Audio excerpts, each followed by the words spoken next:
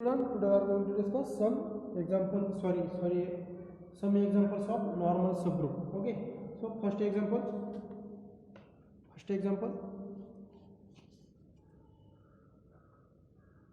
show that alternating group AN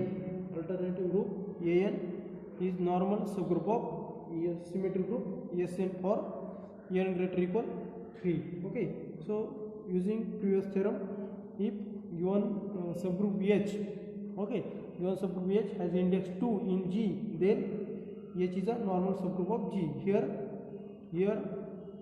G equal to Sn, which symmetric group which contains n symbol, and H equal to An. Clearly An is subgroup of Sn. Means this is also proved in previous lecture, permutation. Okay, alternating group is a subgroup of symmetric group. Alternating group means which contains only even permutation. Okay, so here only to show that an order of An is n factorial upon 2, and order of Sn is n factorial. Okay, order of Sn is n factorial. So index of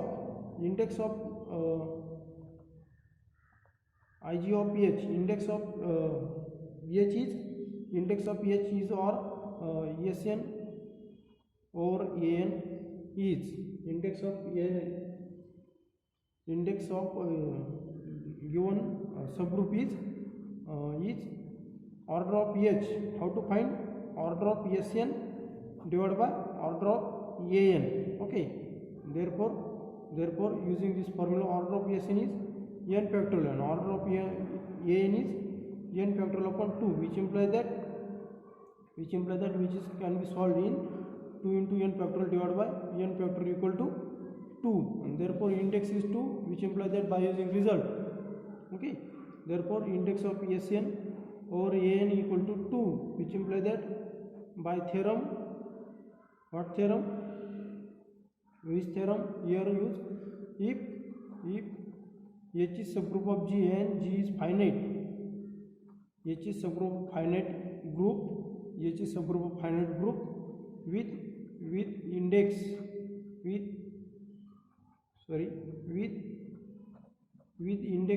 2, then H is normal subgroup of G.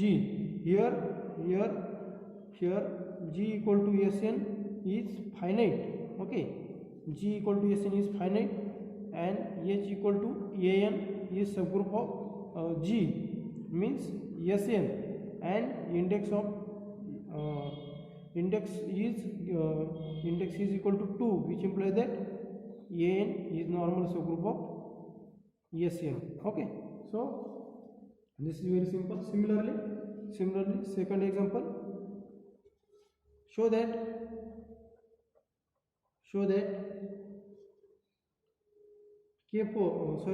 G equal to 1 minus 1 I minus I. G equal to 1 minus 1 I minus I has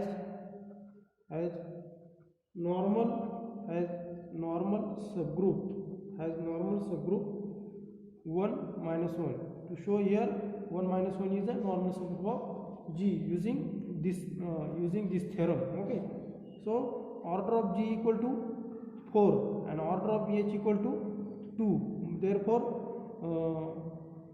index is G over H equal to order of G divides order of H, which implies that 4 divided by 2 equal to 2. Therefore by using this theorem, H is normal subgroup of G. Okay, H is a normal subgroup of G.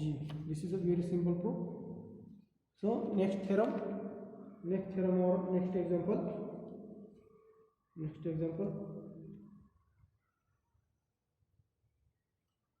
if G is finite group,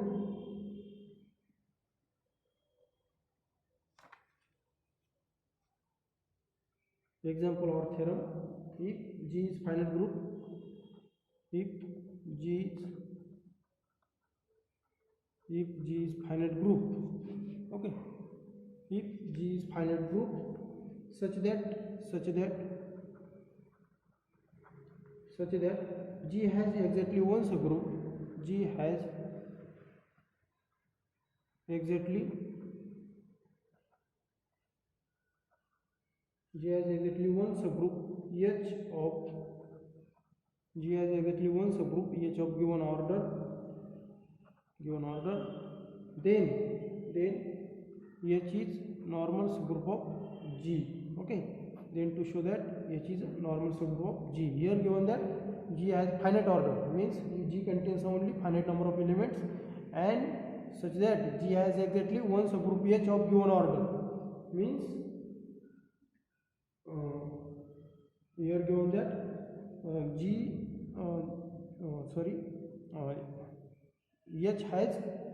G has exactly one subgroup of H of given order. Okay, then to show that H is a normal subgroup of G. Okay, to show here how to prove this, let G is finite group. G is finite group. Suppose finite means which implies that suppose that their order of G equal to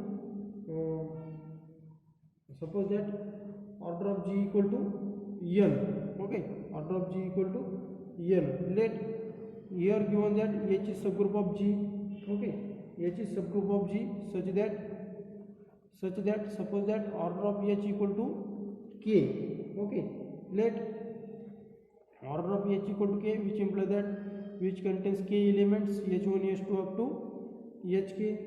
Okay, H contains only K elements.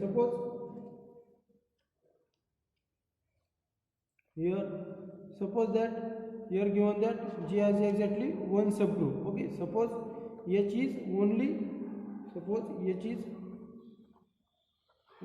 subgroup of G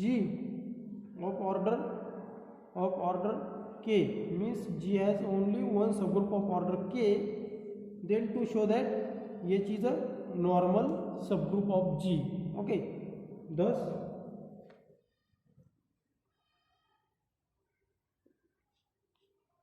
H is only subgroup of G of order K, thus GH G inverse this set, GH G inverse this set is of the form GH G inverse such that H belongs to H is also subgroup of G.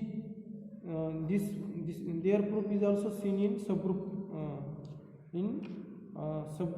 chapter. Okay, subgroup chapter, this is GH G inverse is a subgroup of G. Okay, this using this theorem, using H is only subgroup of G of order K, then GH G inverse.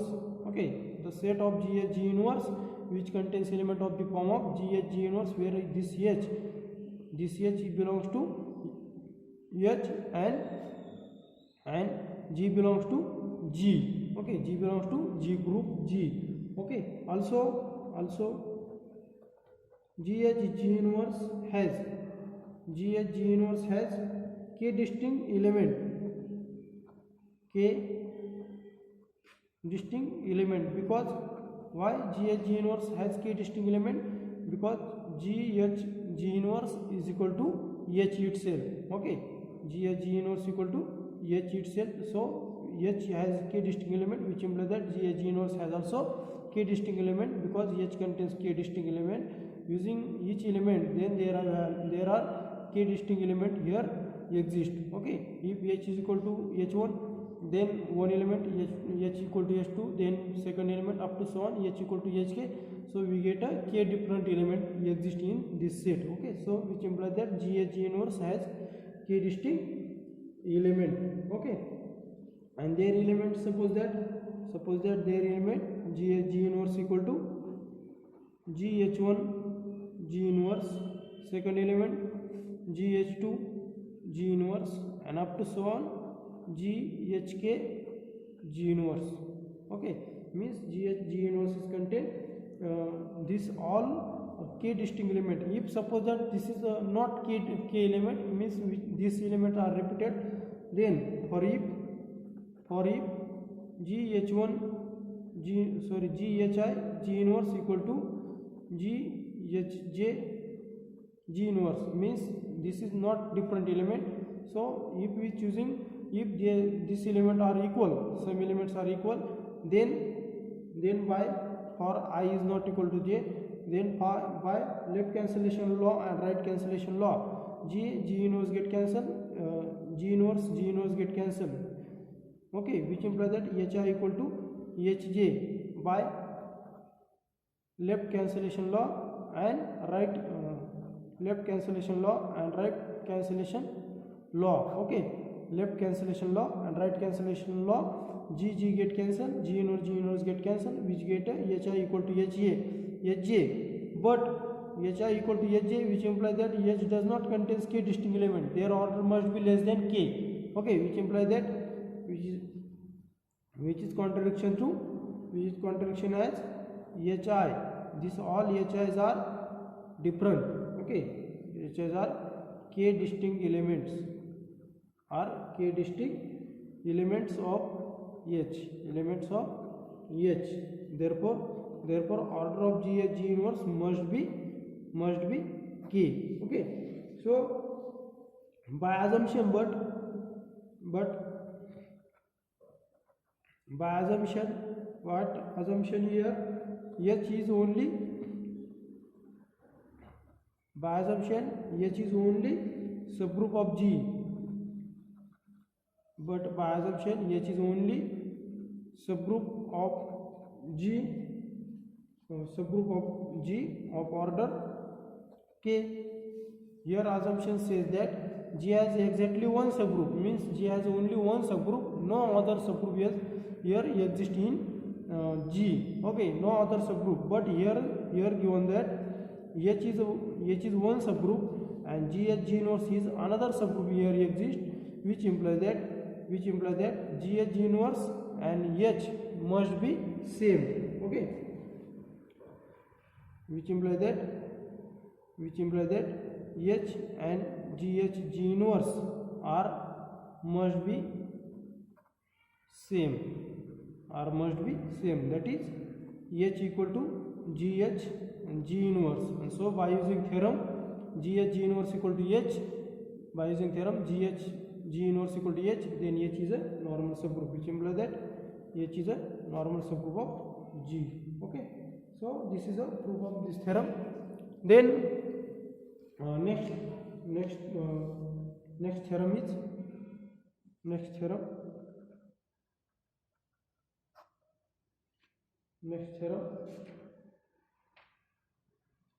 if n and m are normal subgroup of G, if n and m are normal subgroup of G, then prove that, or question is asked in university, then prove that, okay, here theorem, then their product of normal subgroup where n belongs to n and m belongs to set m is also normal subgroup of G, okay, then product of two normal subgroup is, or here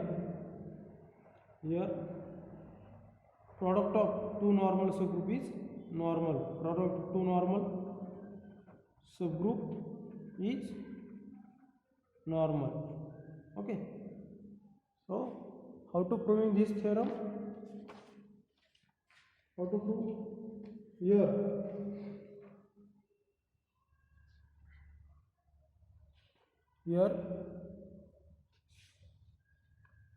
let, okay, here